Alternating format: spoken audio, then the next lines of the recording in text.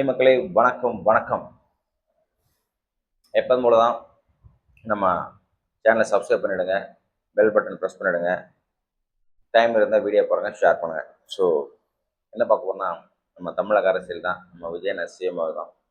So இன்றைக்கி வந்துட்டு பெருசாக அரசியல் நிகழ்ச்சிகள் எதுவும் இல்லைனாலும் ஒரு துக்க நிகழ்ச்சி மட்டும்தான். ஸோ பலாயிரம் பாட்டுக்கு சொந்தக்காரங்க ஜானகி அவங்க வந்துட்டு நோய் ஐ மீன் வயது மூப்பு காரணமாக இறந்துட்டாங்க. So ஆனத news.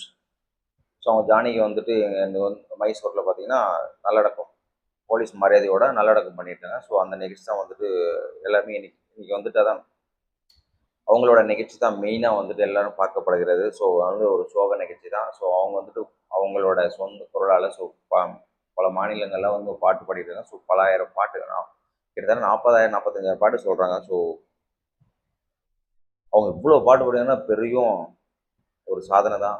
ஸோ நம்ம அப்துல் கலாம் சொன்ன மாதிரி நம்ம பிறப்போன்னா வந்துட்டு ஒரு யதார்த்தமாக இருக்கலாம், பட் நம்மளோட இறப்பு வந்து ஒரு சரித்திரமாக இருக்கணும்னு சொன்னார்ல, அது அவருக்கும் பொருந்தும், இவங்களுக்கும் பொருந்தும். ஜானகி இருக்காங்களே அவங்களுக்கும் பொருந்தும். நம்ம பாக்கியராஜ், இப்போ லேட்டஸ்ட் இந்த பாக்கியராஜ் அவராகட்டும், இல்லை நம்ம டைரக்டர் ஆகட்டும், ஸோ யாராக இருந்தாலும் சரி, பாரதிராஜா சார் ஆகட்டும் டைரக்டர். ஸோ அதுக்கு முன்னாடி எக்ஸட்ரா. ஸோ எல்லாருமே வந்து பார்த்தீங்கன்னா Bhagyaraj sir, Bharathiraj sir, so இப்போ இவங்க ஜானகி ஆஸ் தான். எல்லாருமே வந்து ஒரு ஃபீல்டுலேயும் ஒவ்வொருத்தரும் வந்து பார்த்தீங்கன்னா ஒரு ஒரு சாதனை படைக்கிறாங்க இல்லையா? அந்த மாதிரி தான் இப்போ நம்ம தமிழ்நாட்டில் பார்த்தீங்கன்னா, ஸோ எவ்வளோ பேர் எவ்வளோ சாதனை படைச்சிருக்காங்க. பட் இருந்தாலும் ஒரு மீடியா, அந்த ஒரு ஒரு சயின்டிஸ்ட், ஒரு டாக்டர்ஸ், இந்த மாதிரி ஒரு அவங்களாம் வந்து ஒரு ஃபேமஸ் தான். அதை தாண்டி எவ்வளோ பேர் எவ்வளோ சாதனை பண்ணாங்க. ஃபார் எக்ஸாம்பிள் வந்துட்டு ஒரு செஸ் ஆனந்த் ஆகட்டும். ஸோ அதுக்கப்புறம் வந்துட்டு இப்போ ஒரு சின்ன பையன் பண்ணிட்டு இருக்கான் இல்லையா? ஸோ அதுவும் ஆகட்டும்.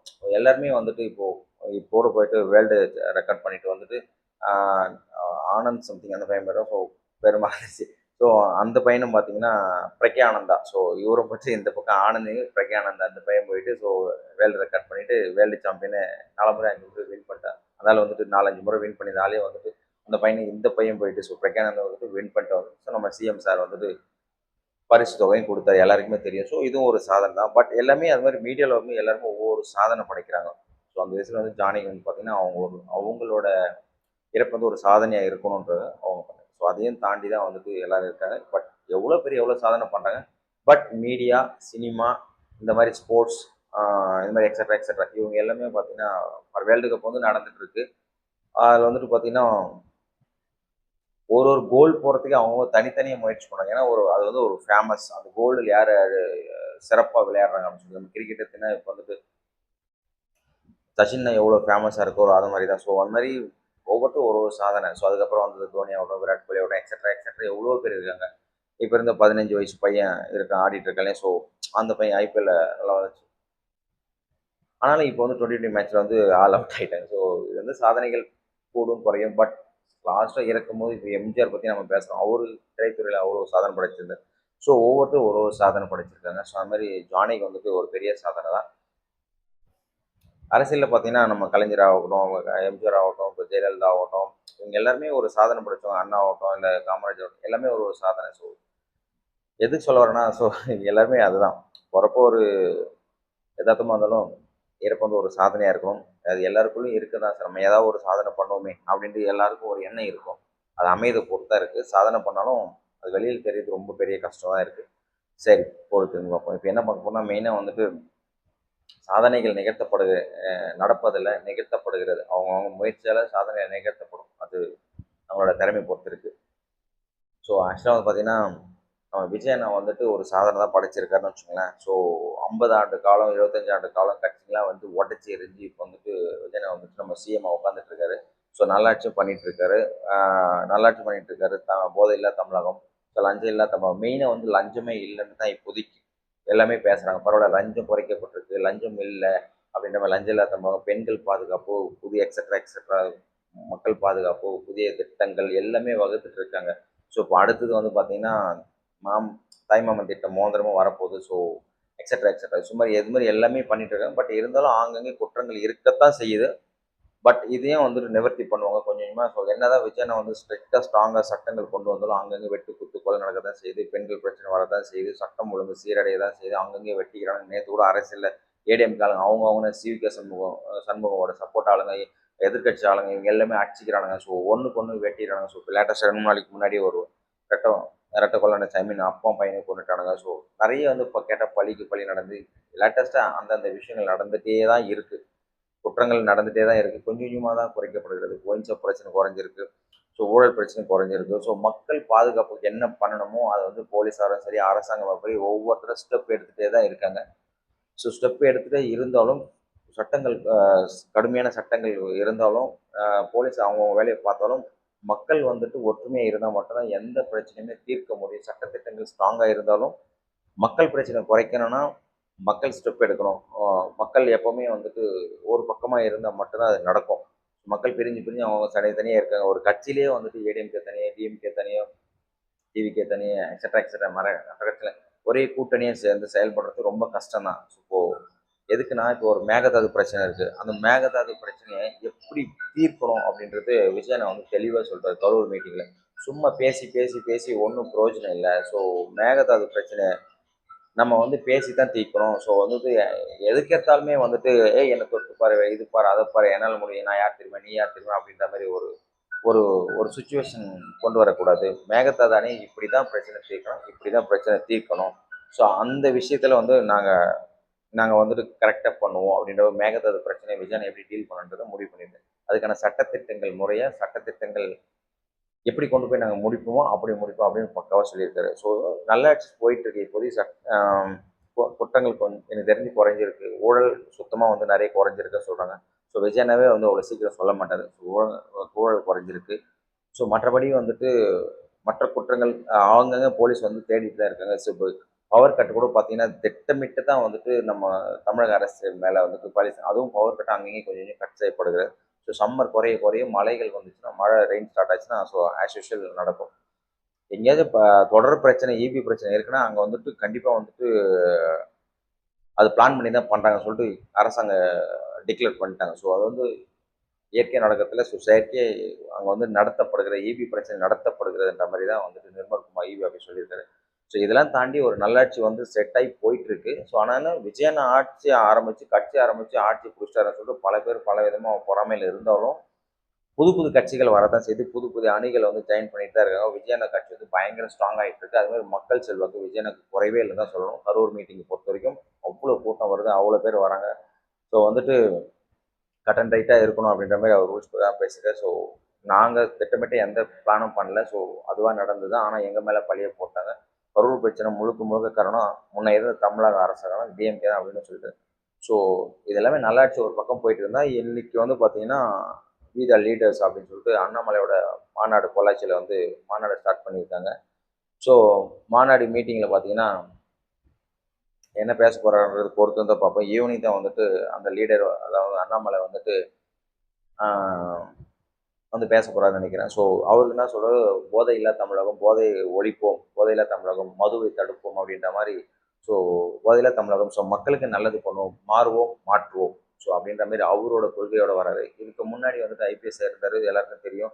அதுக்கப்புறம் பிஜேபியில் இருந்தால் எல்லாருக்கும் தெரியும். அவரோட சின்ன சின்ன பேட்டியாகட்டும் அவரோட முயற்சிகள் எல்லாமே ஒரு தெளிவாக போயிட்டு இருந்துச்சு. பட் ஆனால் அவர் எம்எல்ஏ நின்று ட்ரை பண்ணார், தோத்துட்டாரு. ஸோ பிஜேபிலேருந்து எதுவுமே பெருசாக ஜெயிக்கல. ஸோ இந்த வாட்டி தான் ஒரே ஒரு எம்எல்ஏ மட்டும் ஊட்டியில் ஜெயிச்சிருக்காரு, போஜராஜன் சொல்லிட்டு. ஸோ அதனால் வந்துட்டு என்னாச்சு தெரியல, அவர் பாட்டும் போனார், பிஜேபியில் போனார், லெட்டர் கொடுத்தாரு, ரேசன்மெண்ட் வந்து இப்போ வந்து புது கட்சி மாரி ஆரம்பிக்காமல் வி த லீடர்ஸ்ன்னு சொல்லிட்டு பேர் வச்சு ஆரம்பிச்சிருக்காரு. ஸோ இது வந்துட்டு நாளடைவில் வந்துட்டு உள்ளாட்சி தேர்தலையும் ஃபோக்கஸ் பண்ணுவாங்க. ஸோ இடைத்தேர்தலும் ஃபோக்கஸ் பண்ணுவாங்க. இது வந்து இவரோட டார்கெட் வந்து 2031 அப்படின்னு சொல்றாரு. ஸோ விஜயனுக்கு வந்துட்டு டப் கொடுக்கறதுக்கு ஒரு ஆள் ரெடி ஆகிட்டு இருக்காங்க. ஆல்ரெடி வந்து டிஎம்கே ஏடிஎம்கே மற்ற கட்சிகள்லாம் இருக்கும்போது இவரு ஒரு கட்சியை உருவாகி வரார், வி த லீடர்ஸ் சொல்லிட்டு. ஸோ ஏன்னா இவர் வந்து மற்ற கட்சிக்காக வேலை பார்த்துட்டு இருந்தார். ஸோ அவங்க சொல்கிற பிறகு தான் இவர் செயல்பட்டார். இப்போ அப்படி இல்லை. ஸோ என்னன்னா கட்சியிலே இல்லை, எந்த கட்சியுமே ஒர்க் பண்ணல. அதை சொல்லுவாங்கள்ல சினிமாவில் ஸ்ட்ரைட்டாக வந்து டைரக்டர் லோகேஷ் கனகராஜ் ஆகட்டும், அது மாதிரி நிறைய டைரக்டர்லாம் இருக்காங்களா, இவங்களாம் வந்து ஸ்ட்ரைட்டாக வந்து டைரக்டர் ஷார்ட் ஃபிலிம் எடுத்து அட்லி இருக்கு சாரி அவர் வந்து ஷார்ட் ஃபிலிமாக தான் இருக்கார். நிறைய பேர் டைரக்டர் வந்து ஸ்ட்ரைட்டாக வந்துட்டு எங்கேயும் அசிஸ்டண்ட்டாக வேலை பார்க்காம ஸோ அவங்க நாலேஜுக்கு ஏற்ற மாதிரி ஷார்ட் ஃபிலிம்னு ஒரு டிஜிட்டல் கேமரா வச்சு எடுத்து அப்படியே பெரிய டைரக்ட் ஆகி அவங்க போயிட்டு இருக்காங்க. அந்த மாதிரி வந்துட்டு விஜயனா வந்துட்டு எங்கேயுமே அரசியல் கட்சி ஒர்க் பண்ணாமல், யார் கட்சியும் இல்லாமல், எம்எல்ஏவும் இல்லாமல், தலைவராகவும் இல்லாமல், எக்ஸட்ரா எதுவுமே இல்லாமல், மக்கள் சப்போர்ட்டோட, மக்கள் ஃபீலோட, மக்களோட ஒரு அன்பால மக்களுக்கு தெரிஞ்ச ஒரு ஃபேஸ். ஸோ எல்லா தொகுதி 234 தொகுதியும் விஜய் அண்ணா தான். ஸோ நான் தான் விஜய் தான், விஜய் தான், விஜய் தான் எல்லாரும் ஓட்டு போடணும்னு சொல்லிட்டு எப்படி சொல்லி ஸ்ட்ரைட்டாக வந்து சிஎம் உட்காந்து நான் நடித்த ஸ்ட்ரைட்டை ஹீரோ தான் நடிப்பேன், நோ சைடு கேரக்டர் நடிக்க மாட்டேன் அப்படின்னு சொல்லுவாங்க இல்லையா, அந்த மாதிரி விஜய் அண்ணா வந்துட்டு ஸ்ட்ரைட்டாக சிஎம் வந்து உட்காந்துல அந்த மாதிரி இவங்க இருக்கும்போது நாம ஏன் வரக்கூடாது அப்படின்ற மாதிரி மேபி அண்ணாமலை ரூம் போட்டு யோசிச்சாரா இல்லை ரூம் போடாமல் யோசிச்சாரான்னு தெரியல. நாம ஏன் மற்ற கட்சிக்காக வேலை பார்த்துருக்கோம். ஸோ இவர் அரசியலுக்கு கொண்டு வந்தே பிஜேபி தான். ஸோ அவர் வேலை பார்த்துட்டு இருந்தார், ஒரு ஐபிஎஸ் அதிகாரி. அவரோட வேலையை அவர் திறமையை சூப்பராக பண்ணிட்டு பேர் வாங்கிட்டு தான் இருந்தார். ஒரு தமிழன் போயிட்டு கர்நாடகாவில் போயிட்டு கலக்கிட்டு இருக்காரு. ஸோ அந்த ஸ்டேட்டை வந்துட்டு கதிகளையும் நிற்கிது. ஐபிஎஸ் யார் யார் அந்த நம்மளை யாருன்னு நம்மளை வந்து ஸ்ட்ரிக்டாக ஃபாலோ பண்ணி நல்லா தான் நல்லா தான் போயிட்டு இருந்துச்சு. ஸோ ஆனால் வந்துட்டு அதையும் தாண்டி வந்துட்டு அவர் அரசியல் கொண்டு வந்து அவர் தலைவராக்கி பிஜேபி தமிழ்நாட்டோட பிஜேபி தலைவராக்கி. ஸோ அவர் ஒரு ரவுண்டு வந்தார், ஒன்றும் செட் ஆகலை. நம் மக்கள் அப்படின்ற மாதிரி என்னென்னமோ பண்ணார். என்னென்னமோ பண்ணி பார்த்தா அப்போ சாட்டையில் அடிச்சிட்டாரு, எக்ஸட்ரா எக்ஸட்ரா ஏதோ ஒன்று பண்ணார் டிஎம்கே எதிராக. ஸோ பெருசாக ஒன்றும் செட் ஆகலை. அதே மாதிரி இவருக்கு ஏற்ற மாதிரி பிஜேபியும் செட் ஆகலை. மீன்ஸ் பாரு அவங்க சொல்கிற கருத்துக்கு இவர் சொல்கிற கருத்துக்கு செட் ஆகலை. ஸோ அதுக்கப்புறம் வந்துட்டு தான் என்ன யோசனை தெரியல, அவரோட கட்சி ஆரம்பிக்காமல் வீத லீடர்ஸ் சொல்லிட்டு ஆரம்பித்து ஆட்களை சேர்த்துக்க பல லட்சம் பேர் அதில் இருக்காங்க. இன்றைக்கும் வந்துட்டு மீட்டிங் போட்டிருக்காங்க, மாநாடு மீட்டிங் கொஞ்சம் பிக்காக செலவு பண்ணியிருக்காங்க. பட் இதுக்கெல்லாம் யார் தான் செலவு பண்ணுறாங்கன்னு தெரியல. விஜயனா வந்து பல கோடி ரூபாய் சேர்த்து வச்சிருந்தாரு, அவர் செலவு பண்ணுறாரு. ஸோ இப்போ வீத லீடர்ஸ் இவர் அண்ணாமலை வந்துட்டு ஐபிஎஸ் இருந்தார், அப்புறம் பிஜேபிக்கு வந்தார். இப்போ கேட்டால் இவருக்கும் எங்கேருந்து தான் பணம் வருதுன்னே தெரியல. ஸோ ஒரு மாநாடு போனால் ஒரு சேர் வாங்கினாவே காசு தேவைப்படும், இல்லை ரெண்ட் கேட்டாலும் காசு தேவைப்படும், அவ்வளோ செலவு பண்ணுறாங்க.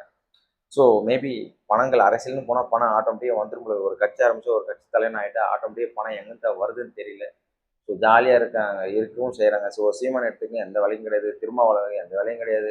ஸோ நிறைய கட்சி வைகோ ஆகட்டும், பாமக அன்பழகன், சாரி அன்புமணி ஆகட்டும், அது முன்னாடி ராமதாஸ், நிறைய கட்சிக்காரங்க கட்சி ஆரம்பிக்கும்போது எங்கேருந்து தான் பணம் வரும்னு தெரியல. விஜயன் ஆரம்பிச்சு அவருக்கு பணம் இருக்குன்னா அவர் நடிகை பணத்தை வச்சுருந்தாரு. சீமான்லாம் வந்துட்டு இன்னதை பெருசாக வந்து பணம் வச்சுருந்தாரு. எல்லாமே கட்சி பணம் கட்சி பணம் ஏதோ ஒரு ஃபண்டு வச்சு ஓட்டுறாங்க. ஆனால் கோடிகள் பணம் வச்சுருக்காங்க, வீடு வச்சுருக்காங்க, கார் வச்சுருக்காங்க, எல்லாம் சொகுசாக இருக்காங்க. ஸோ அதே மாதிரி அண்ணாமலை சொகுசாக இருக்காரு. இவருக்கு வந்து ஃபண்டு இவ்வளோ கொண்டுன்னு தெரியல. ஸோ அதுக்கடுத்த மாநாடு நான் போடும். இது வந்து ஃபஸ்ட்டு மாநாடு. மாநாட்டில் என்ன பேச போகிறோம்னு சொல்லிட்டு பார்த்துருக்காரு. ஸோ விஜயண்ணாவுக்கு கண்டிப்பாக ஒரு டஃப் கொடுப்பாரு. இதை புரிஞ்சுக்கணும். விஜயண்ணா ஆட்சி வந்துட்டு இன்னும் பக்காவாக இதுக்கப்புறமா வந்துட்டு அசால்ட்டாக இருக்காம மக்கள் நம்ம பக்கம் இருக்காங்க இல்லாமல் கொஞ்சம் மக்கள் பார்த்தீங்கன்னா இந்த மாநாட்டுக்கும் போயிருக்காங்க. அவ்வளோ கூட்டம் சேர்ந்துருக்கு.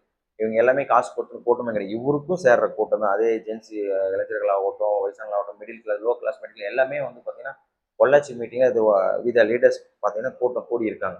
ஸோ விஜயண்ணா இது புரிஞ்சுக்கணும். ஸோ விஜயண்ணாவுக்கு எப்படி கூட்டம் வந்துச்சோ அதே மாதிரி அண்ணாமலைக்கும் கூட்டம் வருது. மேபி நெக்ஸ்ட் எலெக்ஷனில் விஜயண்ணாக்கு வந்து இவர் டஃப் கொடுப்பாரு. விஜயண்ணா சிஎம்னா ஆப்போசிட் கட்சியை கூட மேபி இவர் இருக்கலாம் அண்ணாமலை. ஸோ அந்த மாதிரி இப்போ டிஎம்கே அவுட்டு, ஏடிஎம்கே அவுட்டு, ஊழல் கட்சின்றது முடிவாகி போச்சு. ஸோ ரெண்டு பேருமே ஃப்ராடு பையன்றது விஜயனை வந்து ப்ரூவ் பண்ணி காட்டிட்டாரு. ஸோ விஜயனை ஹீரோ ஆகிட்டாரு, இவங்க வில்லன் ஆகிட்டாங்க மக்களுக்கு. எப்பவுமே எப்பவுமே மக்களுக்கு வந்து ஹீரோ மட்டும்தான் பிடிக்கும், வில்லனை கண்டிப்பாக பிடிக்காது. எவன் நல்லது பண்ணணும் அவனை மட்டும் தான் பிடிக்கும். ஸோ விஜயனை வந்து இப்போதைக்கு டாப் ஹீரோவாக இருப்பார். சினிமாலே இருந்தார், இப்போ ரியல் ஹீரோவும் சிஎம்மாவும் இருக்கார். பட் இதுக்கு டப் கொடுத்து ஒருத்தர் கிளம்பிட்டாங்க. அதுதான் வந்து அண்ணாமலை. ஸோ அதனால் வந்துட்டு டிவிகே வந்து அசால்ட்டாக இல்லாமல் மக்கள் கொடுத்துருக்கிற பொறுப்பை ஒழுங்காக எம்எல்ஏக்களாகட்டும், அமைச்சர்களாகட்டும் மக்கள் சேவை பண்ணி விஜயனுக்கு நல்ல பேர் எடுத்தால் அடுத்த 5 ஆண்டு மறுபடியும் கண்டினியூ ஆகும். ஸோ இது வந்துட்டு பெருந்தலைகள்லாம் உருண்டு செத்து போயிட்டாங்க. இப்போ இருக்கிறது வந்து ஸ்டாலின் மட்டும்தான். அவர் டம்மி பீஸ், அவருக்கு ஒன்றும் தெரியல. அதாவது போயிடுச்சு. இந்த ஒரு வாட்டி தான் சிஎம் ஆனால் அடுத்த ஆட்டி சிஎம் ஆக முடியாத அளவுக்கு அவர் டம்மி பீஸ் ஆக்கிட்டாங்க. ஏன்னா அவருக்கு சரியாக அரசியல் பண்ண தெரியல. தற்சல் அரசியல் கற்றுனாரு, ஆனால் மக்கள் கிட்ட மக்கள் எப்படி தோன்றாட்டும். ஸோ ஊழல் தான். அவரை சுற்றி இருக்கிற ஆட்கள் எல்லாமே ஊழல் பண்ண ரெடியாக இருக்காங்க. அந்த பக்கம் ஏடிஎம்கள் எப்படிலாம் ஊழல் பண்ணியிருந்தாங்களோ அதே மாதிரி இதுலேயும் வந்துட்டு பயங்கரமாக ஊழல் பண்ணிட்டு தான் தெரிஞ்சிட்டு இருக்காங்க. ஸோ அதனால் வந்துட்டு சட்டத்திட்டங்கள் வந்துட்டு என்னதான் ஸ்ட்ராங்காக இருந்தாலும் என்னதான் ஸ்ட்ராங்காக இருந்தாலும் ஓட்டைகள் இருக்க தான் செய்யும், ஊழல்கள் நடக்கத்தான் செய்யும். ஸோ அதனால் வந்துட்டு போதையில்லா தமிழகம், ஊழலில்லா தமிழகம், பெண்கள் பாதுகாப்பு, மக்கள் பாதுகாப்பு, இது எல்லாமே சீராக சிறப்பாக நடக்கணும். அது விஜயன் ஆட்சி மட்டும்தான் தொடரணும், வேறு வழி இல்லை. ஸோ அண்ணாமலை படித்தவர் தான். பட் இருந்தாலும் இவ்வளோ நாளாக விஜயனை வரத்துக்கு முன்னாடி கட்சி ஆரம்பிச்சிருந்தா கண்டிப்பாக மேபி ஒரு எதிர்கட்சி தலைவரோட வந்திருக்க வாய்ப்பு இருக்குது.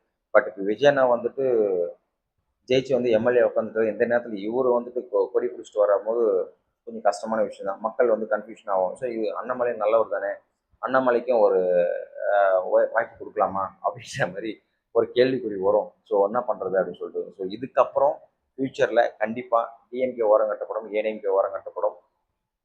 கண்டிப்பாக பார்த்தீங்கன்னா டிவிக்கே ஒரு வீத லீடர்ஸ் என்ன கட்சி பேர் வைக்க போகிறாருன்னு தெரியல, பார்ப்போம். ஸோ கண்டிப்பாக வந்துட்டு விஜயநகர் அண்ணாமலைக்கு கண்டிப்பாக டஃப் இருக்கும். மேபி ஃப்யூச்சரில் எல்லாரும் பேசிக்கிற மாதிரி ஏடிஎம்கே டிஎம்கே கூட்டணி சேர்ந்தாலும் சேரலாம்.